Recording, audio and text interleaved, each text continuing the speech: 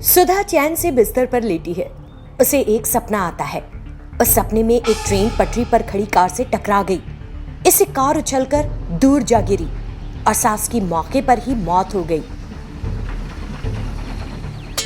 सुधा ये सोचती हुई मुस्कुराती है।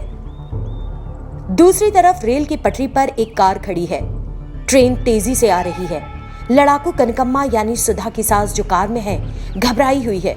अब क्या करूं? ट्रेन तो बहुत तेजी से मेरी तरफ आ रही है और कार के दरवाजे बाहर से लॉक है, नहीं खुलेंगे। सास कनकम्मा को बड़ा अजीब लगा कि बहू सुधा को उससे इतनी नफरत है। आखिर क्यों? उसे समझ नहीं आया। कनकम्मा कार से बाहर निकलने की कोशिश में है। तभी उसे कार की पिछली सीट पर डंबल पड़े दिखाई दी जाते हैं। एक भी पल गवाए बिना उसने डंबल लिया और कार का शीशा तोड़ दिया। ट्रेन कनकम्मा की ओर तेजी से आ रही है। कनकम्मा ने कार का शीशा तोड़ दिया है और तुरंत कार से बाहर निकल गई है। ट्रेन कार से टकरा गई और कार उड़ती हुई दूर जा गिरी और चकनाचूर हो गई। सास कनकम्मा घर आती है और डोरबेल बजाती है। बिस्तर पर लेटी सुधा सोचती है, अरे इतना अच्छा सपना टूट गया, अब कौन आ गया? मैं इतना गजब का सपना देख रही थी कि मेरी सास मर रही है। अब भी किसी चूहे ने अपनी कीं से खलल डाल दिया। अभी देखती हूँ जाकर कि कौन है। सुधा हॉल में आती है और दरवाजा खोलती है। दरवाजे पर सास कनकम्मा दिखाई देती है। उसे देखकर बहू मन में, ये क्या? मैंने कितने मजे से अपने सपने में उसे मरते हुए देखा था, लेकिन वो अभी भी जिंदा है। बड़ी सख्त जान है। मैं एक से बढ़कर एक प्लान बनाती हूँ, फिर भी उसे मार नहीं पा रही। अब से मुझे इस डॉन सास को मारने की कोशिश करना बंद कर देना चाहिए। अरे सासू माँ, तुम्हारा दिमाग काफी टेढ़ा चल रहा है आजकल। मैं क्या तुम्हारे सोचने भर से मर जाऊंगी? मैं ऊपर तभी जाऊंगी जब भगवान मुझे बुलाएगा। जाको राखे साइया, मार सके ना कोई। हटो सामने से। ऐसा कहकर सास कनकम्मा घर के अंदर चली आई। बहू सुधा हॉल में सोफे पर बैठी है। ऐसा लगता है कि मेरी सास मेरे हाथों मर सकी, इतनी भाग्यशाली नहीं हूं मैं। क्या कभी मैं तो नहीं मर जाऊंगी उसके हाथों? छी, ये क्या सोच रही हूं मैं? काले कौवे जैसे चेहरे वाली मेरी सास में इतनी हिम्मत नहीं है। इसी बीच सुधा का पति आता है और चिल्लाता है, माँ माँ। सुधा अपने पति को आते हुए देखती है। चिल्ला चिल्ला कर अपना गला क्यों फाड़ रहे हो? विशाल वृक्ष जैसी मैं यहाँ बैठी नहीं दिख रही? मुझे नहीं बता सकती क्या बात है? क्या बात है? क्या तेज आवाज में क्यों बोल रही हो? अपनी बेवकूफी भरी बातों को बंद करो और माँ को बुलाओ। इसी बीच कनकम्मा आ गई। उसे पागलों की तरह बात करने दे बेटा, बेचारी पागल है। यहाँ बैठे बैठे हमारी बातें सुनने की जरूरत नहीं। एक अच्छी स्ट्रॉन्ग कॉफी बनाकर लेकर आओ हमारे लिए। जाओ जल्दी से किचन में। क्या? मैं? मेरे बेटे ने तुमसे ही शादी की है ना? तुम मुझसे ऐसे क्यों पूछ रही हो? तुमको ही बोल रही हूँ कॉफी लाने के लिए। मुझे आश्चर्य, अगर मैं इसे बनाऊंगी तो क्या आप पी लेंगी? हाँ पी लूंगी। जाओ और एक अच्छी कॉफी बनाकर लेकर आओ। सास की बात सुनकर बहू सुधा सोच में पड़ जाती है और रसोई में जाती है। मैंने उसे कितनी बार मारने की कोशिश की है, हर बार बच जाती है और वापस आ जाती है। इस बार मैं कॉफी में जहर डालूंगी जिससे वो बच नहीं पाएगी। आज देखती हूँ कितनी सख्त जान है ये। आज मैं देखूंगी कि कौन आता है इसे बचाने के लिए। सुधा कॉफी बनाती है और उसमें चूहे मारने की दवाई डाल देती है। रसोई से बाहर आते हुए सुधा अचानक लड़खड़ा पड़ी और गिर गई। कॉफी फर्श पर गिर गई और सुधा भी। सुधा को गिरते देख कनकम्मा और सुधा का पति वहां आते हैं और सुधा को ऊपर उठाते हैं। सुधा अपने कमरे में जाकर बैठ जाती है। कितनी बार कोशिश कर चुकी हूं मैं, लेकिन मरती ही नहीं। मौत की कगार पर जाती है और बिना मरे वापस लौट आती है। उसे मारने के बजाय अच्छा बोलकर दोस्ती कर लेनी चाहिए, कम से कम मन शांत रहेगा। सुधा ऐसे ही सोच रही थी और सास कनकम्मा वहां आ गई। सुधा, पैर कैसा है तेरा? सुधा अपनी सास का अच्छा व्यवहार देखकर सन्न रह गई और हैरान होकर उससे पूछा, अरे सासू माँ, तुम मुझ पर जरा भी नाराज नहीं हो? नाराज होने की क्या बात है? एक दिन इस सास के दिल में झांक कर तो देखो, सोच बदल जाएगी। दिन ब दिन उम्र में बढ़ रही हो, लेकिन हरकतें वही बचकाना है। तुमको लगता है कि मुझे मार दोगी तो खुश रहोगी, तो मार दो, लेकिन बहू जब तक मेरा जीवन है मैं कैसे मर सकती हूँ? तुम बहुत सख्त जान हो सासू माँ। बहू की बातें सुनकर कनकम्मा मन में सोचती है, अगर मैं तुम्हारे भले के लिए पैसों की बचत करती हूँ तो तुमने मुझे सख्त जान नाम दे दिया और मुझे मारने की कोशिश कर रही हो, लेकिन क्योंकि मैं भाग्यशाली हूँ इसीलिए बच रही हूँ, नहीं तो मेरी आत्मा कब की हवा में घुल गई होती और तुम सारी संपत्ति लुटा रही होती। मुझे लगा कि तुम मेरी बहू हो, लेकिन तुमने मुझे मारने की कोशिश की। लेकिन बहू तुम मुझे नहीं मारोगी, मैं मारूंगी तुम्हें, देखती जाओ। सासू माँ, मैं जाकर किराना दुकान खोलती हूँ, आप घर पर रहकर आराम कर लो। मुझे आराम करने की क्या जरूरत है, मैं ठीक हूँ और सेहतमंद हूँ, मेरी तबीयत बिल्कुल अच्छी है। चलो पास के गांव के देवी के मंदिर में चलते हैं, सुना है कि देवी बहुत शक्तिशाली है।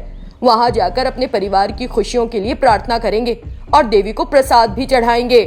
चल रही हो साथ में कि नहीं? सासू माँ, पड़ोस का गांव हमारा गांव ही तो है, मैं इसे बचपन से देखती आ रही हूँ। इस गांव की देवी बड़ी महिमामयी है, जो कोई भी उनसे दिल से प्रार्थना करता है ना, वो उसकी अवश्य सुनती है। लेकिन वहां जाने के लिए बसों और नावों को रोक दिया गया है, तो हम वहां जाएंगे कैसे? बहू तुम पता नहीं कब की बात कर रही हो, बस और नाव सब चल रही हैं। तुम बस तैयार हो जाओ और बेटे को भी बुला लो, उसे भी साथ चलने के लिए कहो। मैं तब तक देवी के लिए कपड़े निकालती हूँ नए। ठीक है सासू माँ। सासू माँ, मैंने उन्हें फोन किया तो उन्होंने कहा कि वो सीधे वहां आ जाएंगे और हमें वहां पहुंचने के लिए कहा। मैं भी यही चाहती थी। क्या सास, क्या कहा आपने? कुछ नहीं बहू, मैंने कहा कि अच्छा होता अगर सब एक साथ चलते। लेकिन अब क्या करें सासू माँ, ऑफिस में आपके बेटे की एक जरूरी मीटिंग है। ठीक है बहू, चलो उससे मंदिर के पास ही मिल लेंगे। कनकम्मा दुकान पर जाती है।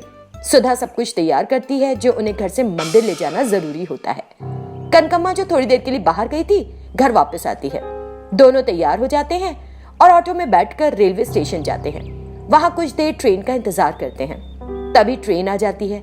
सारा सामान ट्रेन में रखकर दोनों ट्रेन के अंदर जाकर बैठ जाती हैं। थोड़ी दूर जाने के बाद सास कनकम्मा, बहू यहाँ हवा ठीक से नहीं लग रही, मैं दरवाजे के पास जाकर बैठ रही हूँ, पीछे से आकर फिर से तो मुझे धकेल नहीं दोगी तुम? चीची, ऐसा कुछ नहीं करूंगी मैं। अगर आप चाहो तो मैं भी आपके साथ आ जाती हूँ, हम साथ में बैठेंगे। दोनों सास बहू दरवाजे पर जाकर बैठ जाती हैं। दोनों आपस में बातें करने लगती हैं। ठंडी हवा लगने से थोड़ी देर बाद सुधा की झपकी लग गई। सास कनकम्मा ने देखा और सोचा,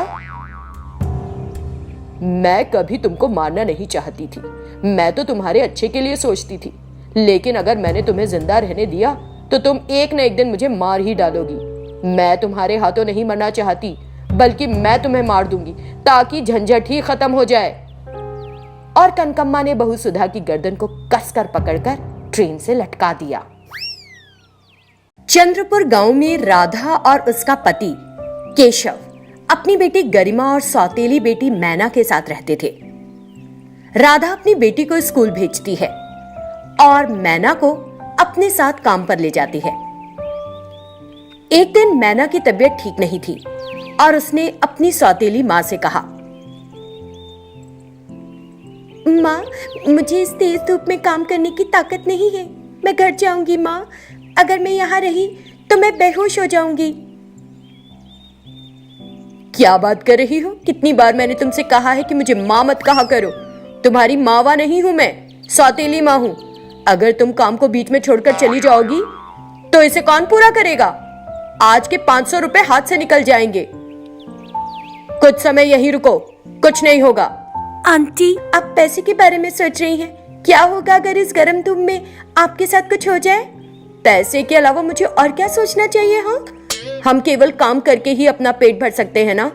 मरते समय तुम्हारी माँ कमा कर देकर नहीं रही, लाखों रुपए जिन्हें तुम्हें खाना खिलाने और कपड़े पहनाने में खर्च करें। मर नहीं जाओगी तुम धूप से। बिना कुछ बोले मैना सिर नीचे करके रो पड़ी। वो खुद में, माँ, आपको मुझे भी अपने साथ ले जाना चाहिए था तो अच्छा होता। रोज रोज मुझे इस तरह से डांट नहीं पड़ती। मैं सही कह रही हूँ माँ। क्योंकि वो दुखी थी, अपनी आंखें बंद कर अपनी माँ को याद करने लगी। वो गर्मी के शुरुआती दिन थे। लेकिन बाहर गर्मी काफी बढ़ चुकी थी। मैना की माँ उसे खोज रही थी। मैना, मैना, बेटी तुम कहाँ हो? बाहर बहुत लू चल रही है। वो छाता पकड़े हुई थी और मैना को खोज रही थी। जब वो ढूंढ रही थी तो उसने देखा कि मैना अपनी सहेलियों के साथ खेल रही है। उसकी माँ उसके पास आई। बाहर गर्मी हो रही है बेटी, अब हम घर जाएंगे। इस तपिश में बाहर रहना अच्छा नहीं है। इस सूरज के कारण क्या होगा माँ? तुम्हें अभी पता नहीं है बिटिया, कुछ लोग तेज धूप में खड़े रहकर अपना जीवन भी खो देते हैं। सूरज की तपिश को सहन नहीं कर पाते ना, इसीलिए तुमको धूप में नहीं खेलना चाहिए। क्योंकि वो प्यार से कह रही थी, उसने छाता खोला और मैना उसके नीचे आ गई अपनी सहेली के साथ। माँ, मैना ने अपनी आंखें खोली। उसकी आंखों से आंसू बह रहे थे। उसने माँ शब्द सुना तो राधा ने सोचा कि वो उसे ही फिर से माँ बुला रही है। उसने नहीं सोचा कि मैना अपनी माँ को भी तो याद कर सकती है और गुस्से से बोली, फिर से अगर तुम मुझे माँ कहोगी तो मैं तुम्हारी जुबान जला दूंगी। क्या सोच रही हो? इधर आओ और काम करो। आंटी, मैं सूरज को सहन नहीं कर पा रही हूँ। सहन नहीं कर पा रही हूँ, सहन नहीं कर पा रही हूँ। अरे तुम्हारी माँ की किस्मत अच्छी नहीं थी, इसीलिए वो बीमारी से मर गई। लेकिन तुम तो मजबूत हो, तुम जल्द नहीं मरोगी। कुछ नहीं होगा, काम करो, चलो। आंटी, मैं अभी छोटी बच्ची हूँ, आप ही जरा भी नहीं सोच रही हैं और मुझे धूप में ला रही हैं और पापा से झूठ कहती हैं कि आप मुझे स्कूल भेजती हैं। आप दीदी की तो बहुत अच्छी तरह देखभाल करती हैं, लेकिन मुझे इस तरह काम के लिए ले आती हैं। आज मैं पापा को बताऊंगी कि आप मुझे स्कूल नहीं भेजती, हम दोनों को बराबर प्यार नहीं करती। मैना ने कहा तो राधा को बहुत गुस्सा आ गया। वो उसके बगल में रखा कोड़ा उठा लेती है और मैना के हाथों पर मारती है। इससे मैना के हाथ लाल हो गए, जिसे देखकर वहां सभी ने मैना से सहानुभूति दिखाई और सभी ने राधा को डांटा। इससे राधा को मैना पर और गुस्सा आ गया। हर रात की तरह उस रात सभी ने भोजन किया, लेकिन राधा ने मैना को कुछ खाने के लिए नहीं दिया। केशव ने खाना खाते हुए राधा से कहा, मैना डिनर के लिए नहीं आई, उसे बुलाओ, वो भी खा लेगी। उसने कहा है कि वो गरिमा के घर पहुंचने के बाद खाएगी। मैंने कुछ समय पहले ही पूछा था, मैं भी आखिर दोनों की ही तो मां हूं। उसने कहा कि वो बाद में खाएगी। पूरी रात मैना अपनी मां को याद करके रोती है। वो रोती रहती है और थोड़ी देर बाद सो जाती है। वो अपनी मां को सपने में देखती है। मैना बिस्तर पर सो रही थी। सुबह घड़ी में 8 बजे थे। ये देखकर मां बाहर मैना के लिए गर्म पानी डालती है और मैना के बिस्तर के पास वापस आती है और कहती है, मैना, मैना, उठ जाओ, स्कूल जाने का समय हो गया है। पड़ोसी घर और सामने के घर के बच्चे पहले ही उठ चुके हैं और ब्रश भी कर लिया है, नहा भी चुके हैं और अपने स्कूल बैग के साथ स्कूल जाने के लिए तैयार है। इस तरह वो मैना को जगाने की कोशिश कर रही थी। नहीं माँ, मैं कुछ और देर सोऊंगी। मेरी प्यारी मैना, तुमको सुबह जल्दी उठना चाहिए, अच्छी तरह से अपनी पढ़ाई करना चाहिए और बड़ी होकर एक अच्छी नौकरी में लगना चाहिए। तब मुझे और तुम्हारे पिता को तुम पर गर्व महसूस होगा और हम तुम्हारे बारे में सबको बताएंगे। मेरी बेटी। जब वो प्यार से उसे मना रही थी, मैना खुश हुई। वो तुरंत उठकर अपनी माँ के गाल पर चूमती है और नहाने के लिए चली जाती है और 10 मिनट में स्कूल के लिए तैयार हो जाती है। स्कूल जाते समय वो अपनी माँ को बाय कहती है। अगली सुबह केशव काम पर निकल गया। तब मैना ने राधा के पास आकर कहा, आंटी, बाहर बहुत गर्मी है, मैं आज काम करने नहीं जाऊंगी।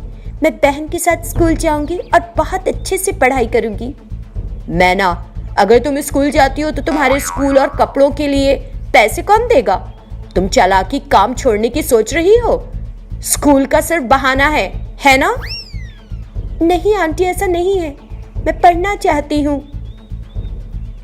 तुम काम करोगी तुम, और स्कूल नहीं जाओगी। अगर तुम काम पर नहीं आती हो तो मैं तुम्हें खाने के लिए भी नहीं दूंगी। मैं काम करूं तब भी क्या आप मेरा ख्याल रख रही हो? कल त्योहार के दिन भी मैंने फटे कपड़े ही पहने थे। सब मेरी तरफ देखकर हंस रहे थे। आप सब खाना बनाकर ताज़ा खाते हो।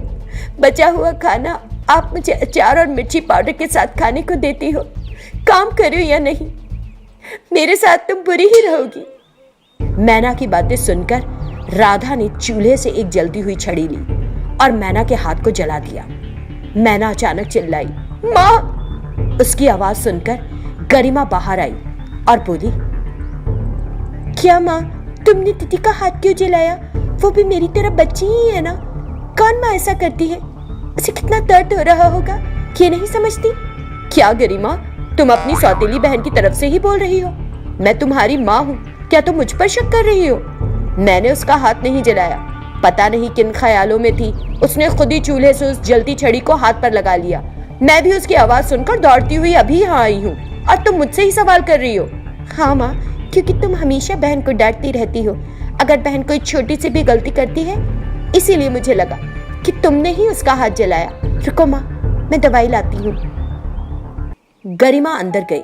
जैसे ही वो अंदर गई, राधा ने कहा, मैना देखो, मुझे अपनी बेटी के दिल में बुरा मत बनाना। अगर तुम घर पर किसी को बताती हो तो मैं तुम्हें इस घर से निकाल दूंगी। फिर तुमको सड़क पर एक अनाथ बनकर भटकना होगा इधर उधर। बात समझ में आ गई? फिक्र मत करिए आंटी, मुझे पता है कि मुझ पर जरा भी दया नहीं आपको। मैं आपके बारे में अच्छी तरह से जान गई हूँ। मैं आपको इतनी आसानी से छोड़कर यहाँ से नहीं जाऊंगी। किसी दिन आप मेरे पिता को भी धोखा देगी। आप भले ही मुझे मार दें, मैं वापस आ जाऊंगी। इस बीच गरिमा वहां आई। माँ, ये लो, दीदी के हाथ पर दवा लगा दो। राधा बिना कुछ बोले दवा लेती है और मैना के हाथ पर लगाती है। काफी दिन बीत गए हैं। मैना का घाव भर गया है। तुरंत हर रोज की तरह राधा काम करने के लिए मैना को ले जाती है। काम खत्म करने के बाद एक दिन राधा चोरी करने के लिए बगल के बगीचे में मैना को ले गई। बगीचे में ये देखकर कि आसपास कोई नहीं है, राधा एक पेड़ पर चढ़ गई और फलों को तोड़ने लगी। एक सांप ने राधा को काट लिया। अय्यो, एक सांप ने मुझे काट लिया, बचाओ बचाओ मुझे, वो चिल्ला रही थी। क्योंकि कोई आसपास नहीं था, कोई भी नहीं आया। सांप के कांटे का जहर उसके शरीर में फैल रहा था। उसका शरीर धीरे धीरे काला पड़ रहा था। राधा तड़प रही थी। मैना, मुझे बचाओ, मैं तुमसे अपनी जान की भीख मांगती हूँ बेटी। अभी हम दवा देने वाले सिद्धा के पास नहीं जा सकते। मुझे लगता है कि यहाँ कोई और भी नहीं है। मुझे बचाओ मैना, मदद करो। मैना भी घबरा गई। वो सोचती है कि राधा को कैसे बचाया जाए। कुछ दूरी पर फल बेचने वाला एक ठेला खड़ा था। मैना बिना देर किए उस ठेले को ले आई, उस पर राधा को लिटाया और ठेले को धक्का देकर आगे बढ़ाया। ठीक समय पर वो सिद्धा के पास पहुंच जाती है। उसने उसे दवा दी। रात भर मैना जाग रही थी और राधा की देखभाल कर रही थी। राधा को अपनी गलती का एहसास हुआ और उसने अपना व्यवहार उसके प्रति बदल दिया।